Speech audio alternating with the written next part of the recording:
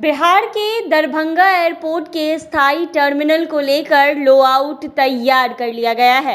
इस एयरपोर्ट के विकास के लिए उड़ान योजना के तहत लगातार दूसरे साल नंबर 1 पर बन रहने के बाद राज्य सरकार ने जमीन दे दी है। अब इस जमीन पर सुविधाओं का विकास केंद्र सरकार करने जा रही है। आपको बता दें कि दरभंगा महाराज कामेश्वर सिंह के समय बने इस एयरपोर्ट पर 1950 से 1963 तक आम लोगों के लिए विमान सेवा उपलब्ध थी।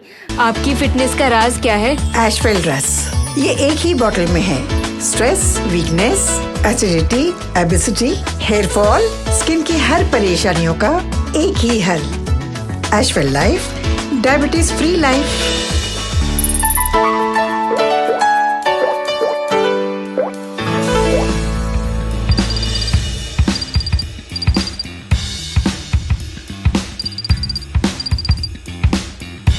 जिसके बाद उड़ान योजना के तहत 2018 में प्रधानमंत्री नरेंद्र मोदी ने इस एयरपोर्ट को फिर से आम लोगों के लिए खोला। वहीं इसके बाद से इस एयरपोर्ट की क्षमता और सुविधा के विस्तार की मांग होती रहती है। अब दरभंगा एयरपोर्ट के लेआउट प्लान के तैयार हो गया है, जिसके अनुसार दरभंगा एयरपोर्ट का अस्थायी सिविल टर्मिनल 54 एकड़ में बनेगा, जो एयरपोर्ट के दक्षिण होगा और नॉर्थ ईस्ट कॉरिडोर से जुड़ेगा।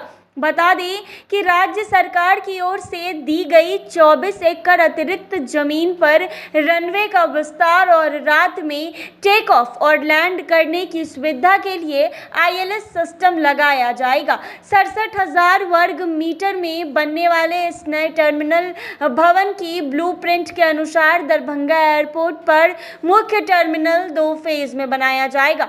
टर्मिनल की पूरी क्षमता सालाना 42.5 लाख यात्रियों को होगी। व्यस्तम अवधि में यहां से एक साथ 2000 से 500 यात्रियों की आवाजाही हो सकती है। आपको बता दें कि बिहार के दरभंगा एयरपोर्ट के अस्थायी टर्मिनल को लेकर लेआउट जो है उसको तैयार कर लिया गया है। इस एयरपोर्ट के विकास के लिए उड़ान योजना के तहत लगातार दूसरे साल नंबर 1 पर बने रहने के बाद राज्य सरकार ने जमीन दे दी है। अब इस जमीन पर सुविधाओं का विकास केंद्र सरकार करने जा रही है। आपको बता दें कि दरभंगा महाराज कामेश्वर सिंह के समय बने इस एयरपोर्ट पर 1950 से 1960 तक आम लोगों के लिए विमान सेवा उपलब्ध थी, जिसके बाद उड़ान योजना के तहत 2018 में प्रधानमंत्री नरेंद्र मोदी ने इस एयरपोर्ट को फिर से आम लोगों के लिए खोला था। वहीं